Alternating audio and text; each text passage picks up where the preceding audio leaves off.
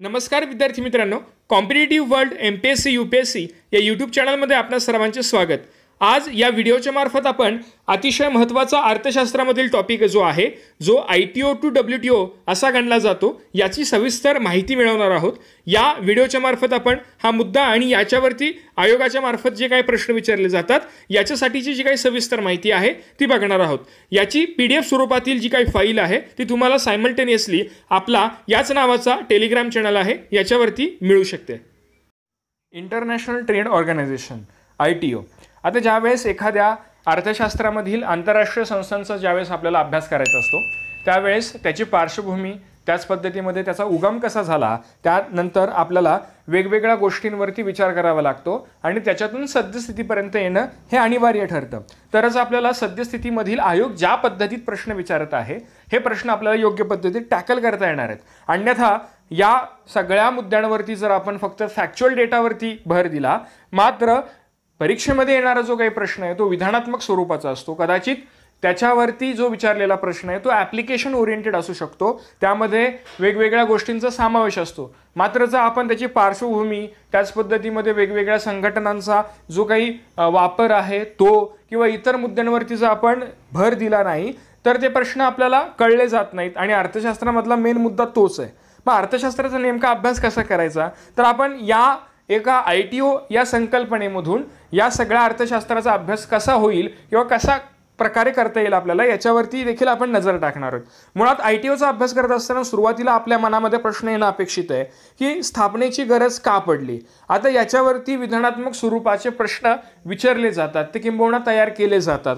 आता आपण याच्या पार्श्वभूमीकडे बघितलं तर आपल्याला माहिती आहे ज्यावेळेस औद्योगिक क्रांती झाली त्यावेळेस अख्ख्या जगामध्ये किंवा संपूर्ण जगामध्ये दोन प्रकारच्या अर्थव्यवस्थांनी उभारी घेतली होती। आता ज्या देशांमध्ये उद्योगाला प्राधान्य मिळालं, उद्योगधंदे वाढले गेले, त्या ठिकाणी खाजगी क्षेत्र जे आहे हे खाजगी क्षेत्र उदयाला आलं आणि ज्या देशांमध्ये उद्योगधंदे हे कमी प्रमाणामध्ये वाढले त्या ठिकाणी खाजगी क्षेत्राला त्या प्रमाणात वाव मिळालेला नव्हता आणि ज्या ठिकाणी खाजगी क्षेत्र वाढलं त्या ठिकाणी प्रोडक्शन झालं, उद्योगधंदे असल्यामुळे माल या ठिकाणी उत्पन्न झाला आणि हा माल किंवा हे प्रोडक्शन किंवा ह्या वस्तू निर्यात करणं हे भाग होतं, ते काळाची गरज होती, कारण की पैसा कमवणे हा मेन उद्देश होता। आणि या अर्थव्यवस्थेला आपण भांडवलशाही अर्थव्यवस्था म्हणतो, कारण की त्याच्यावरती भांडवलदारांचा काय असणार आहे तर कंट्रोल असणार आहे। तर दुसऱ्या बाजूला आपण विचार करतोय की उद्योगधंदे या ठिकाणी कमी प्रमाणात उभारी आले आणि मग त्या ठिकाणी माल देखील कमी असणार आहे, त्यामुळे त्या देशांमार्फत निर्यात मात्र कमी असणार आहे। अशा अर्थव्यवस्थांना आपण समाजवादी अर्थव्यवस्था म्हणतो। आता झालं काय तर आपण जर इतिहासामध्ये डोकावून बघितलं तर पहिलं महायुद्ध ज्यावेळेस झालं त्याच्यानंतर पहिल्या महायुद्धानंतर बऱ्याचशा अर्थव्यवस्था ज्या समाजवादी होत्या या समाजवादी अर्थव्यवस्थांनी आपल्या अर्थव्यवस्था बंद केल्या आणि त्यामुळे काय झालं तर या समाजवादी अर्थव्यवस्थेने ज्यावेळेस या अर्थव्यवस्था बंद केल्या त्याचा विपरीत परिणाम भांडवलशाही अर्थव्यवस्थांवरती झाला, म्हणजे त्याला आपण नकारात्मक परिणाम म्हणूयात। कसा तर भांडवलशाही अर्थव्यवस्थांचा मेन उद्देशच नफा कमवणे, पैसे कमवणे हा असतो। ज्यावेळेस उद्योगधंदे भांडवलशाही अर्थव्यवस्थांनी उभारले त्यावेळेस मालाचं प्रोडक्शन झालं, माल हा बाहेरच्या देशांमध्ये निर्यात करणं हे त्याला गत्यंतर नव्हतं किंवा त्या ठिकाणी हे अनिवार्य होतं। मात्र समाजवादी अर्थव्यवस्थांनी ज्यावेळेस अर्थव्यवस्था बंद केल्या त्यावेळेस भांडवलशाही अर्थव्यवस्थांना जगामध्ये समाजवादी अर्थव्यवस्थांची बाजारपेठ बंद झाली, त्यामुळे त्यांचा माल तसंच पडून राहायला लागला। त्यामुळे या ठिकाणी भांडवलशाही अर्थव्यवस्थांवरती विपरीत परिणाम झाल्यामुळे दुसऱ्या महायुद्धाची चाहूल लागली आणि आपली अर्थव्यवस्था भांडवलशाही अर्थव्यवस्थांनी वाचवण्यासाठी त्यांनी एक स्टेटमेंट बाहेर काढलं। ते स्टेटमेंट नेमकं काय होतं तर ते भांडवलशाही अर्थव्यवस्था असं म्हणायला लागल्या, जर वस्तूंनी देशाच्या सीमा ओलांडल्या नाहीत तर सैन्य देशाच्या सीमा ओलांडेल आणि म्हणून यातूनच काय झालं तर दुसरं महायुद्ध झालं। मात्र या ठिकाणी पहिल्या महायुद्धानंतर व्यापाराला रेग्युलेट किंवा नियंत्रित करण्यासाठी एकही अशी अपेक्स संस्था नव्हती आणि हाच मोठा या ठिकाणी ड्रॉबॅक होता। जर त्यावेळी जर एखादी संस्था असेल की जी व्यापाराला रेग्युलेट करत असेल त्यावेळेस या अर्थव्यवस्थांना त्या ठिकाणी त्या संस्थेमार्फत दाबलं गेलं असतं, मात्र त्या प्रकारची जी काही सोय होती ती त्यावेळेस नव्हती आणि त्यामुळेच या ठिकाणी आता असं कळायला लागलं दुसरं महायुद्ध झाल्यानंतर की व्यापाराला नियंत्रित करण्यासाठी एखादी संस्था स्थापन करणे गरजेचे आहे आणि ती काळाची गरज देखील होती। आता या गरजेपोटी 1945 मध्ये जी संयुक्त राष्ट्र चलनविषयक व वित्तीय परिषद जी आहे यामध्ये व्यापारामध्ये सहकार्य मिळवण्यासाठी जी ब्रिटन वूड कॉन्फरन्स घेण्यात आली, याच्यामध्ये मात्र ITOच्या स्थापनेचा विचार या ठिकाणी पुढे आलेला दिसतोय.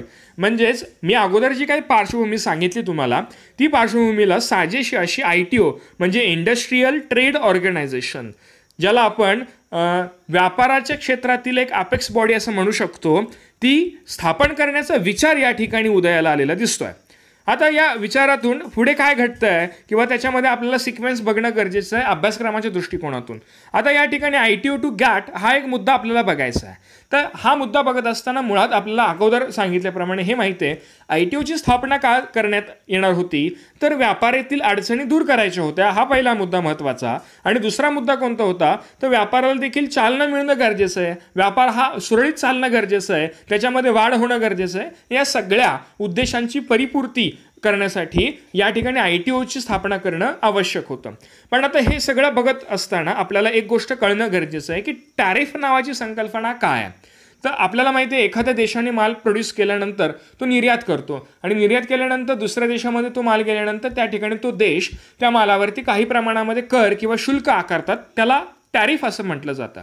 आता या ठिकाणी एक मी नोट उजव्या बाजूला लिहिलेली आहे, त्याला मी सर्कल करतोय. हे एक महत्त्वाचं या ठिकाणी विधान आहे, ते एक विद्यार्थ्यांनी परीक्षेच्या अनुषंगाने लक्षात ठेवणं गरजेचं आहे. ते कोणतं आहे, तर GATT जी आहे, आपण ITO टू GATT हा मुद्दा बघतोय. आणि GATTच्या बाबतीत सांगायचं म्हटलं तर GATT ही तात्पुरती सोय होती. आणि GATT करारानंतरही, म्हणजे GATT करारानंतर देखील 1950 पर्यंत ITOसाठी प्रयत्न झालेले होते. हे महत्त्वाचं आहे. आणि हे का विधान आहे याचं एक्सप्लेनेशन मी आता पुढे देतोय. 1945 मध्ये 15 देशांनी व्यापार उदारीकरणाला समर्थन दिलेलं होतं. म्हणजे असं म्हणूयात आपण की 15 देश जगातले असे होते जे व्यापाराच्या फेवामध्ये होते, त्यांना व्यापार करायचं होतं आणि ते व्यापाराला समर्थन देत होते, व्यापार वाढावा अशी त्यांची इच्छा होती. असं या विधानातून आपल्याला नमूद करावं असं वाटतं किंवा नमूद करता येत आहे. या ठिकाणी 1947 मध्ये याच देशांची संख्या 15 वरून ती वाढून 23 पर्यंत झालेली आहे. हे बघतोय आपण. म्हणजे दिवसेंदिवस काय होत गेलेलं आहे, तर या व्यापाराला समर्थन देणाऱ्या देशांची संख्या वाढते. या सगळ्या देशांनी आता व्यापार सुरळीत चालावा म्हणून काहीतरी नियम असणं गरजेचं आहे. कोणतीही संस्था असेल, कोणतीही सोसायटी असेल, आपल्याला माहिती आहे ती सुरळीत चालायची असेल, they should be rules and regulation. त्याच पद्धतीमध्ये या देशांमध्ये व्यापार सुरळीत चालावा असं वाटत होतं. त्यामुळे या सगळ्या देशांनी काय केलं, ते एक नियमावली बनवली आणि ही नियमावली 30 ऑक्टोबर 1947ला त्याला संमती देण्यात आली या नियमावलीला. आता पुढे काय आहे महत्त्वाचा मुद्दा बघा. 1 नोव्हेंबर 1947 क्युबाची राजधानी हवाना येथे संयुक्त राष्ट्र व्यापार आणि रोजगार परिषद भरण्यात आली होती. आणि हवाना परिषदेमध्ये व्यापारामधील अडचण दूर करण्यासाठी समान प्रशुल्क किंवा टॅरिफ धोरण आणण्यात आले. आता काय आहे हे तुम्हाला अगोदर सांगितल्याप्रमाणे टॅरिफ म्हणजे एक प्रकारचा कर आहे. एखादी वस्तू दुसऱ्या देशामध्ये घेतल्यानंतर त्याच्यावरती कर लावला जातो. मात्र होत काय होतं, तर एखाद्या देशामध्ये एखादी वस्तू, आपण म्हणूया A ही वस्तू आहे, ही A वस्तू 10 रुपयाला तयार केलेली आहे. तर भारतामध्ये हीच वस्तू 10 रुपयाला तयार होते. दोन्ही देशांचं प्रोडक्शन कॉस्ट सेम आहे. मात्र बाहेरच्या देशामधून जर ही वस्तू आपल्या देशामध्ये आली तर आपल्या देशांमार्फत जी तारीफ लावलं जातं त्याचं जास्त असेल. उदाहरणार्थ 3 रुपये असेल तर सगळा मिळून कॉस्टिंग झालं 13 रुपये. कमीत कमी 14 रुपयाला ती वस्तू भारतामध्ये विकणं गरजेचं आहे, तर ती वस्तू प्रॉफिटमध्ये जाणार आहे. मात्र भारतामध्ये तीच वस्तू 10 रुपयाला तयार झालेली आहे आणि भारताने याच्यावरती कर फक्त 1 रुपया स्वतःच्या वस्तूसाठी लावला तर ती 12 रुपये 13 रुपयाला देखील विकली जाणार. याचा अर्थ कंपॅरेटिव्हली आपण जर स्टडी केला तर त्या देशाची वस्तू अगोदर विकली जाणार आहे, नंतर बाहेरच्या देशांनी, आणि याचा विपरीत परिणाम दुसऱ्या देशांवरती व्हायला लागला. आणि म्हणून सगळ्यांना समन्वय आणण्यासाठी हवाना परिषदेमध्ये व्यापारामधील अडचण म्हणूयात, ही एक अडचण होती, ती दूर करण्याच्या अनुषंगाने प्रशुल्क धोरण आणण्यात आलं होतं. मात्र झालं काय, तर अमेरिका या देशाने आणि इतर वेगवेगळ्या देशांनी या धोरणाला विरोध केला. आणि अमेरिकेचा जर आपण विचार केला तर ITOच्या स्थापनेत ही एक अडचण होती, कारण की अमेरिका ही जागतिक व्यापारामध्ये 45% सहभागी होती. जास्तीत जास्त व्यापार हा अमेरिकेमार्फत चालला जात होता आणि म्हणूनच ही एक ITOची स्थापना याच्यामध्ये एक सुरुवात झाली होती. ती सुरुवातीमध्ये एक अमेरिकेने खोडा किंवा म्हणूया आपण अडथळा निर्माण केलेला दिसतोय. आता यानंतर तीच परिस्थिती आली जी पहिल्या महायुद्धानंतर होती आणि म्हणून यावर उपाययोजना म्हणून, कारण की बरेचसे देश व्यापाराच्या फेवरमध्ये होते, मात्र अमेरिकेने या ठिकाणी अडथळा निर्माण केला होता. ज्या देशांना व्यापार करायचा होता अशा विकसित देशांनी मात्र आता विकसनशील देशांसोबत तत्कालीन उपाययोजना म्हणून व्यापारासाठी करार केला. म्हणजे अमेरिकेला म्हटलं तुम्हाला जर यायचं नसेल तर नका येऊ, आम्ही आमच्या पद्धतीमध्ये व्यापार करतो आणि आमच्यामध्ये आम्ही काही धोरणं आणि ठरवतो आणि त्या अनुषंगाने करार करतो. आता या कराराचा उद्देश जो आहे तो सेम राहणार आहे, अडचणी दूर करून. म्हणजेच टॅरिफ ही एक अडचण होती, प्रशुल्क म्हणून आपण जे स्वीकारलं जाते त्या व्यापाराला नियंत्रित करणे आणि त्याच्यामध्ये सहकार्य समन्वय आणणे आणि तिसरं महायुद्ध होऊ नये याची सुद्धा जबाबदारी या नियंत्रणावरती होती किंवा या करारामध्ये होती. आणि या करारालाच आपण घॅट करार असं म्हणतो. दॅट इज दी आपण म्हणूया तत्कालीन सोय होती, हे एक उपाययोजना होती आणि याची अंमलबजावणी 1 जानेवारी 1948ला झाली. याच्यानंतर महत्त्वाचा मुद्दा कोणता आहे, तर गॅटविषयी आपल्याला विस्तृतपणे माहिती घ्यायची म्हटली तर गॅटचा लॉंग फॉर्म काय होतो हे देखील विद्यार्थ्यांना माहीत असणं गरजेचं आहे. That is called as a general agreement on tariff and trade. ठीक आहे, हे सर्वसाधारण एक प्रकारचं ॲग्रीमेंट होतं आणि याचा उद्देश काय होता तो सेम राहणार आहे, कारण की ITOसाठी जो काही प्रयत्न चालला होता त्याच्यामध्ये अडथळा निर्माण झाला. हा ITOचा अडथळा दूर करण्यासाठी काही देशांनी तात्पुरती सोय म्हणून हा गॅट करार स्वीकारला आणि त्याचा उद्देश देखील व्यापारातील अडचणी दूर करणे आणि व्यापाराला चालना देणे, प्रोत्साहन देणे. आता याच्यानुसार टॅरिफ रेट जो होता, जो दर होता, तो दोन्ही देशांमध्ये समान ठेवण्यासाठी प्रयत्न झाले. गॅट आपल्या उद्देशांच्या पूर्ततेसाठी संमेलनाचे आयोजन करते, कारण की आपल्याला माहिती की परिस्थिती दिवसेंदिवस बदलते. 10 वर्षांपूर्वीचा कालावधी, 10 वर्षांपूर्वीचं मार्केट आणि त्याच्या ज्या काही आपण म्हणूया की उद्देश होते ते वेगळे, आत्ताचे उद्देश वेगळे. तसेच 1947 मधले उद्देश वेगळे असणार आहेत. थोड्या अवधी गेल्यानंतर त्या प्रमाणात व्यापाराचं स्वरूप बदलतं, त्याच पद्धतीमध्ये मागण्या बदलतात, त्याच्यामध्ये आपण काय म्हणूया बदल करणं गरजेचं आहे. त्या अनुषंगाने हे बदल करण्यासाठी गॅट राऊंड घेत होतं आणि असे गॅटचे एकूण टोटल 8 राऊंड झालेले दिसतात. आता गॅटच्या राऊंडमध्ये आपण जर नोट्स टाईपमध्ये बघायचं म्हटलं तर या ठिकाणी तुम्ही बघताय स्क्रीनवरती गॅट राऊंड पहिले 5 राऊंड 1 ते 5 राऊंड 1948 ते 1963 मध्ये झाले आणि या सगळ्या 5 राऊंडचा उद्देश एकच होता, तो म्हणजे टॅरिफ. याच्यावरती कशा पद्धतीत उपाययोजना करून सहकार्य समन्वय वाढवता येईल याच्यावरती पहिले 5 राऊंड खेळत होते असं म्हणत आपण. 6वा राऊंड जो झाला तो 1964 ते 67 मध्ये झाला आणि याचा उद्देश मात्र एक वाढलेला दिसतोय, टॅरिफ आणि डम्पिंग. याला आपण केनेडी राऊंड देखील म्हणतो. आता डम्पिंग काय आहे बघा, एखादी वस्तू जी आहे ती वस्तू त्या देशातील किमतीचे 10% पेक्षा जास्त किंमत कमी करणे याला डम्पिंग म्हणायचं. उदाहरणार्थ 100 रुपयाची जी किंमत आहे ही 100 रुपयाची किंमत ही 10% पेक्षा कमी करणं म्हणजे 10 रुपयापेक्षा काय करणं, कमी करणं. म्हणजेच त्या ठिकाणी ती वस्तू 88-89 रुपयाला विकणं, त्याला that is called as a dumping. आणि मग हे डम्पिंग केल्यामुळे काय झालं तर अँटी डम्पिंग ड्युटी बसवली जात होती आणि ती त्या देशाकडून कितीही बसवली जात होती. 91 ही जी काही किंमत आहे ती डम्पिंगमध्ये येत नाही, कारण की 10% पेक्षा ती जास्त नाही आहे. ठीक आहे, त्यामुळे डम्पिंग हा एक उद्देश आणि 6व्या राऊंडमध्ये घेण्यात आलेला होता. 7वा राऊंड जो बघतोय 1984 मध्ये तो नॉन टॅरिफ बॅरियरचा होता, कारण की 2 प्रकारचे बॅरियर असतात, टॅरिफ आणि नॉन टॅरिफ. आत्तापर्यंत आपण टॅरिफच्या बाबतीत डिस्कशन केलेलं आहे, पुढे जाऊन आपण नॉन टॅरिफ काय आहे तेही तुम्हाला सांगितलं जाईल. 8वा राऊंड जो आहे तो 8वा राऊंड 1986 ते 1995 पर्यंत हा चालत होता आणि काळानुरूप या ठिकाणी अडचणी वाढत गेलेल्या दिसत आहेत. याच्यावरती आपण सविस्तर डिस्कस करूयात. डम्पिंग तुम्हाला कळालेलं आहे. आता ट्रेड बॅरियरच्या बाबतीत 2 सांगितलं होतं, टॅरिफमध्ये डम्पिंग असेल, अँटी डम्पिंग असेल, त्याच्यामध्ये सगळ्या म्हणजे शुल्क किंवा करांच्या बाबतीतलं that is called the tariff. Non tariff barrier कोणते असणार आहेत तर व्यापारामध्ये अडथळा, एक पहिला मुद्दा बालमजुरीचे कारण हे नॉन टॅरिफमध्ये आहे, कारण की ते कराशी संबंधित नाही आहे. बालमजुरी हे गुन्हा आहे, त्याचं कारण असणार आहे. कीटकनाशकांचे कारण सांगून आयात रोखली जाणे, गव्हर्नमेंटच्या पॉलिसीवरती या ठिकाणी आयात निर्यातवरती परिणाम होणं, हे सगळे नॉन टॅरिफ बॅरियरमध्ये येणारे प्रकार आहेत. ठीक आहे, यानंतर आपण बघूयात की WTOच्या स्थापनाची पार्श्वभूमी नक्की काय होते. आपल्याला माहिती आहे गॅट राऊंड जे झालेले आहेत ते राऊंड कसे झालेले आहेत आपण त्या ठिकाणी चार्टमध्ये बघितलेलं आहे. आता आपल्याला WTOकडे मार्गक्रमण करायचं आहे. या ठिकाणी WTOकडे मार्गक्रमण करत असताना आपल्याला माहिती आहे की पार्श्वभूमी बघितली पाहिजे आपल्याला काय. आता पहिली गोष्ट, आता WTO म्हणजे 1995च्या घटना आहे. या ठिकाणी तुम्हाला माहिती आहे 1995 पर्यंत जागतिक व्यापाराचं जे काही स्वरूप आहे ते जटिल होत गेलेलं आहे.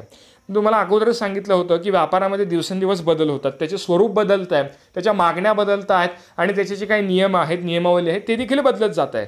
त्याच पद्धतीमध्ये सेवा व्यापाराला वाढ झालेली दिसते, कारण की दिवसेंदिवस आपल्याला माहिती आहे स्वातंत्र्योत्तर काळामध्ये सर्व्हिस सेक्टर हा हळूहळू वाढत गेलेला दिसतोय. आणि त्याचनंतर तिसरा एक महत्त्वाचा मुद्दा म्हणजे बौद्धिक म्हणूया आपण, इंटेलेक्च्युअल ज्याला म्हणतो आपण, संपदा व्यापारात देखील वाढ झालेली आहे आणि दिवसेंदिवस ही होतानाच दिसते आपल्याला. त्या पद्धतीत ट्रिप्स करार आपण पुढे बघणारच आहोत. त्याच पद्धतीमध्ये साऊथ एशियन देशांत मोठ्या प्रमाणावरती निर्यातीवरती भर दिलेला दिसतोय. या देशांनी काय केलेलं आहे, निर्यातीवरती आता भर दिलेला आहे. हळूहळू त्याच्यामध्ये बदल होत गेले. सुरुवातीला थोडेच देश होते, आपण अगोदर बघितल्याप्रमाणे 15 नंतर 23 झाली, त्याच्यानंतर हळूहळू देश वाढत गेले व्यापाराच्या अनुषंगाने. त्याच पद्धतीत पाचवा एक महत्त्वाचा, USSRचे विघटन झालेले दिसते या ठिकाणी, याचाही व्यापारावरती परिणाम होतोय. गॅटच्या सदस्य संख्येमध्ये वाढ झालेली, इव्हन आता अमेरिका ही याची सदस्य झालेली दिसते आणि आता 123 देश या ठिकाणी याचे सदस्य दिसत आहेत. आता 8वा राऊंड आपल्याला महत्त्वाचा आहे. 1986 मध्ये या ठिकाणी 8व्या राऊंडमध्ये काय काय होते बघा. उरुग्वे देशाच्या राजधानीत पुंटा डेल इस्टा येथे हा 8वा राऊंड भरला. 4 वर्ष या ठिकाणी चर्चा होत होती. चर्चा पूर्ण झाली, मात्र अपेक्षित यश त्या ठिकाणी आलेलं दिसत नाहीये आणि म्हणून या ठिकाणी हा राऊंड जो आहे तो अयशस्वी होण्याच्या मार्गावरती होता. कोणत्याच विषयावरती निर्णय होत नव्हता, कारण की त्या ठिकाणी तडजोड होत होती, मात्र निर्णयाप्रत कोणताही देश किंवा या ठिकाणी करार होत नव्हता. गॅटचे महासंचालक जे होते ते आर्थर डंकेल होते. त्यांनी एक विस्तृत असा प्रस्ताव मांडला, त्यालाच आपण डंकेल प्रस्ताव असंही म्हणतात काही जण फायनल ॲक्ट म्हणतात. आणि हे जे काही फायनल ॲक्ट होता किंवा डंकेल प्रस्ताव होता, कारण की या ठिकाणी 8व्या या ठिकाणी राऊंडमध्ये कोणताही तडजोड होत नव्हती आणि म्हणून या ठिकाणी तडजोड करण्यासाठी एक प्रस्ताव आणला, तो डंकेल प्रस्ताव असणार आहे. विविध विषयांवरती करारांचा समावेश होता. ठीक आहे. आता या ठिकाणी काय असणार आहे, विकसित, विकसनशील, अविकसित या सगळ्या देशांनी कराराच्या अंमलबजावणीची डेडलाईन ठरवून दिली. ही करार वेगवेगळ्या देशांमध्ये कधी राबवला जाईल, कारण की प्रत्येक देशाची पार्श्वभूमी वेगळी आहे, व्यापाराची स्थिती वेगळी आहे, इंडस्ट्रीयल झोन वेगळे असतात, त्यामुळे त्या देशांमध्ये त्या प्रमाणात सवलत देणं अपेक्षित असतं. 15 एप्रिल 1994 या ठिकाणी 123 सदस्य देशांनी प्रस्तावावरती मोरोक्को मधील मर्राकेश या ठिकाणी सह्या केलेल्या दिसत आहेत आणि म्हणूनच याला मर्राकेश करार असे देखील म्हटले जाते. आणि या करारानुसार 1 जानेवारी 1995 मध्ये WTO, ज्याला आपण वर्ल्ड ट्रेड ऑर्गनायझेशन असं म्हणतो, त्याची स्थापना झालेली आहे. म्हणजेच WTO वरती प्रश्न विचारत असताना आपल्याला ITO, याच्यानंतर गॅटचे 8 राऊंड, त्याच्यामध्ये झालेल्या तडजोडी आणि ही सगळी पार्श्वभूमी जर आपल्या डोक्यामध्ये असेल आणि मी जे काही तुम्हाला आत्ता लिहून देत आहे किंवा आपण म्हणूया बघत आहोत, ह्या सगळ्या गोष्टी आपण नोट्सच्या स्वरूपामध्ये बघतोय. रिव्हिजन करायची म्हटलं तर हार्डली 2 ते 3 मिनिटांमध्ये होऊ शकते आणि या पद्धतीमध्ये आपण जर अभ्यास केला तर कमी कालावधीमध्ये आपण जास्तीत जास्त गुण मिळवू शकतो. आता यानंतर जर WTOचा विचार केला तर WTOच्या फॅक्च्युअल डेटानुसार आपल्याला माहिती आहे मेंबर संख्या, शेवटचे 2 मेंबर्स कोणकोणते आहेत, त्याची स्थापना कधी झाली, जागतिक व्यापारापैकी 95% व्यापार जो आहे हा WTO कव्हर करतो. WTO मात्र या ठिकाणी खूप महत्त्वाचा मुद्दा आहे. या ठिकाणी बघू शकता तुम्ही की बऱ्याच जणांना असं वाटतं की WTO युनोची बॉडी आहे का, तर नाही आहे. WTO ही युनोची बॉडी नाही आहे. युनो अंतर्गत व्यापारासंबंधात UNCTAD ही बॉडी कार्यरत आहे. त्यामुळे व्यापाराच्या अनुषंगाने युनो कार्य करत असताना या बॉडीला सहकार्य करत असते किंवा याच्या अंडर ही बॉडी चालते. WTO ही युनोची बॉडी नाही. आता ऑर्गनायझेशनचा विचार केला तर 2 प्रकारचे इन जनरल बघतोय आपण, WTOच्या अनुषंगाने नाही. ऑर्गनायझेशन संघटनेचा विचार केला तर 2 प्रकारच्या संघटना असतात. हे बऱ्याचशा पुस्तकामध्ये नसतं, हे एक्स्ट्रा नॉलेज आहे, हे माहीत असणं गरजेचं आहे. याच्यावरती देखील प्रश्न विचारले जाऊ शकतात. इंटर गव्हर्नमेंटल ऑर्गनायझेशन म्हणूयात आणि सुप्रा नॅशनल. आता दोघांमध्ये फरक काय आहे बघा.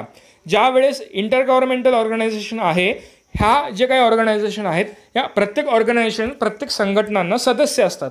या प्रकारच्या ऑर्गनायझेशनमधले जे काही सदस्य आहेत या सदस्यांवरती नियम म्हणूयात आपण बंधनकारक नसतात. उदाहरणार्थ युनो ही इंटर गव्हर्नमेंटल ऑर्गनायझेशन आहे, मात्र सुप्रानॅशनलमध्ये 2 प्रकार पडतात. सुप्रानॅशनल म्हणजे काय, नियम बंधनकारक असतात.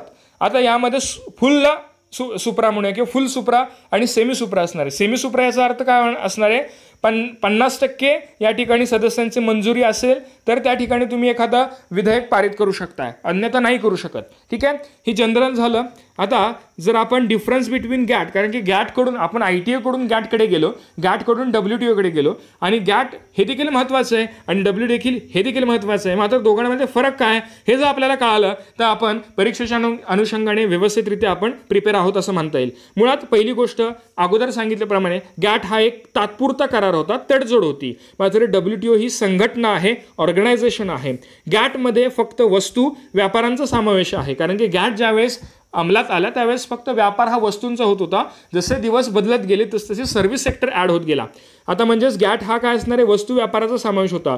परंतु WTO मध्ये वस्तूंसोबत सेवा क्षेत्राला देखील बौद्धिक संपदा यांचा सुद्धा समावेश केलेला दिसतोय. गॅटचे नियम जे आहेत हे सदस्य देशांवरती बंधनकारक नव्हते, परंतु WTOचे नियम हे सदस्य देशांवरती काय असणार आहेत, बंधनकारक असणार आहेत. गॅट विकसित देशांचे प्रतिनिधित्व करत होता. तुम्हाला माहिती आहे, कारण की ITOच्या स्थापनेमध्ये अमेरिकेने अडकाठी आणल्यामुळे काही विकसित देशांनी त्यांच्या व्यापारासाठी गॅट करारामध्ये सहभाग घेतला होता. WTO हा विकसित आणि विकसनशील देश दोन्हीही म्हणजे डेव्हलप्ड आणि डेव्हलपिंग कंट्री दोघांचाही समावेश या ठिकाणी होतो. राष्ट्रांत मतभेद झाल्यास मतभेद दूर करण्याची व्यवस्था WTO मध्ये आहे, मात्र गॅटमध्ये तशी तरतूद नव्हती. हे देखील महत्त्वाचे, खूप महत्त्वाचे परीक्षेच्या अनुषंगाने मुद्दे आहेत. WTOची उद्दिष्टे जर बघायची म्हटले तर कोणकोणती आहेत, मल्टीलॅटरल ट्रेडिंग सिस्टीमचा विकास करणे आणि त्याचा विस्तार देखील करणे, राहणीमान व उत्पादनाचा दर्जा उंचावणे हे देखील WTOचं उद्दिष्ट आहे. हे विचारले जाऊ शकतं. विधानात्मक प्रश्न या ठिकाणी UPSC आणि MPSCच्या पूर्वपरीक्षांमध्ये तयार केले जाऊ शकतात. त्यामुळे बी रेडी फॉर दॅट. सदस्य राष्ट्रांमधील रोजगार वाढवणे व उत्पादनाचा विस्तार करणे हे देखील महत्त्वाचं आहे. जागतिकीकरणाला या ठिकाणी WTO मार्फत चालना देणे हे देखील महत्त्वाचं उद्दिष्ट आहे. पर्यावरणाचे संरक्षण आणि संवर्धन करणे आणि शाश्वत विकास, सस्टेनेबल डेव्हलपमेंट हे देखील WTOचं उद्दिष्ट आहे. व्यापार दोन प्रकारचे असतात, बायलॅटरल असं म्हणूयात, ट्रायलॅटरल म्हणूयात आणि अजून पुढे त्याचे प्रकार पडू शकतात. यानंतर आपण WTOचं स्ट्रक्चर खूप महत्त्वाचं आहे बघायचं म्हटलं, संरचना. तर कसं आहे, या ठिकाणी 3 भाग केलेत आपण.